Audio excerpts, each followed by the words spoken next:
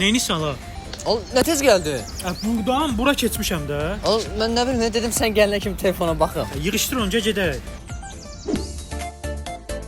Sür də yaşıl yandı nəyə Nə oldu, gözləyirsən? yandı ki? 3 saniyədə sırası telefonu aldı məni ben. Getdim. Oyna da. Hə, necə atdım ki mən? Zərə atmamısan hələ. Yenə girdin telefona. Nə var orada? Bu oyunun başını bırak. Aras tətbiqinə yeni oyun əlavə olunub. Gəl onu oynayaq. Həm də hədiyyələr qazanaq da. Nə oyunu?